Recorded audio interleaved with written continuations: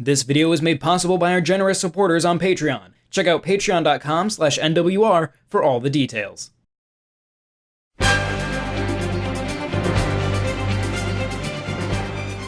1997 was a long time ago. That's when the well-regarded Game Arts-made RPG Grandia first came out on the Sega Saturn in Japan, on the same weekend that the movie Titanic was released in theaters. 22 years later, and Grandia, after a worldwide appearance on PlayStation in 1999, is out on Nintendo Switch as part of the Grandia HD Collection. We'll also have a separate review of Grandia 2 going up later, but for right now, we're focusing just on Grandia 1. For the most part, Grandia is a brilliant and engrossing Japanese RPG, with an excellent battle system paired with an enjoyable story. But this modern remaster lacks a degree of polish and refinement that holds it back from being the highly recommended pickup it should be. The story in Grandia has a pleasant whimsical feel as you take control of overly earnest teen adventurer Justin, who pairs up with town friend / surrogate sister Sue to sneak around and explore. They wind up setting off in search of a lost civilization, and over time join up with a varied cast of characters that are all endearing in their own special way. While the late 90s voice acting doesn't hold up all that well, thankfully Japanese audio is more pleasing and very easy to switch to. The writing is fine more often than not. Even still, the story has some supreme goofiness and low-key pacing issues, but it's an enjoyable romp that occasionally juggles some good emotional beats next to the occasional dips into breezy absurdity. Combine the story with the bouncy and big soundtrack from composer Noriyuki Uedari, and the scope and scale of the journey is ably felt.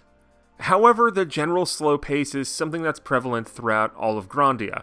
While load times and the like were acceptable and common back in the 90s, the 2019 remaster is abundantly slow, even if it does improve some stutters and frame rate dips from the original releases. Some sort of fast forward or speed up option, a feature that's relatively common in modern RPG remasters and ports, that would do wonders here, and it's a shame nothing like it is in place. In general, this is a bare-bones straightforward port, absent the visuals. Plain and simple, this is just Grandia, save for some newfound bugs and problems that cropped up in the transition, ranging from audio cues being jumbled or cut short, to sporadic sprites that don't reflect the remastered smoothing.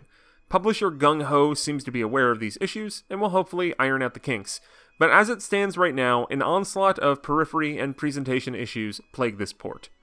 Further, the previously pleasant visuals of sprites in a 3D world have been smoothed over and now appear washed out and overly polished with no method of reverting back to the original visuals. It doesn't sully the look entirely, but it certainly doesn't do it any favors. The art style can be disorienting in motion, especially with the lack of any map to view. The compass does a token attempt at giving you direction, but even that is confusing in its own right. Most of the dungeons and towns aren't that complex, but all it takes is one errant camera pan to make it hard to make sense of your placement in a locale. Through all that though, Grandia is still amazing and transcends these myriad issues. The battle system is truly something special.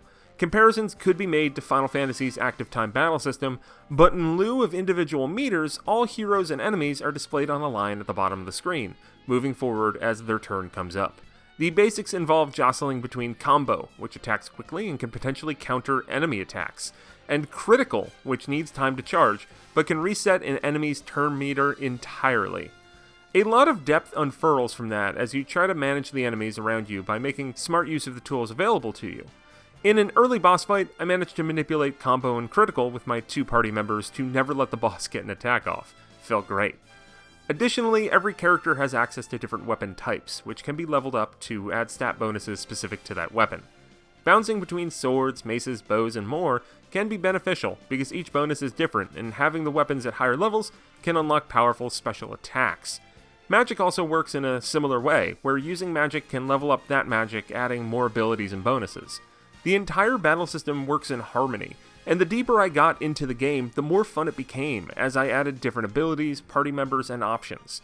It's a little daunting at first, but a slow rollout of quick text tutorials at save points keeps doling out useful explanations in a way that never gets overwhelming.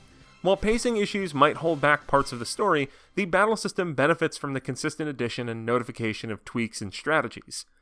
While problems with this port and a lack of modernized tweaks make Grandia less of a slam dunk to recommend, this is still a relatively hidden gem from the late 90s that is well worth trying or rediscovering. The graphics might not be as pleasant, the writing might have some cringy moments, and odds are you'll come across a few out-of-place bugs. But Grandia's battle system helps to overcome those drawbacks, alongside its endearing characters and world. At the very least, Grandia stands tall next to its other late 90s contemporaries. So much so that I can envision the plucky star Justin trying to convince Cloud and Barrett from Final Fantasy VII that he's an adventurer who rightfully deserves a seat at their theoretical table of classic, genre-defining RPGs.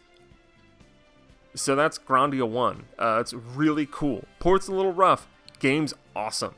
If you've never checked it out and can deal with a little bit of rough around the edges stuff, definitely check it out. Stay tuned. We'll have coverage of Grandia 2. From the little I've played of that, same thing seems to apply. Great game, great battle system. Maybe the writing sucks, and there's probably some rough edges with the port. Thanks for watching. Bye. This video was made possible by our generous supporters on Patreon. Did you know that Nintendo World Report is funded directly by fans like you?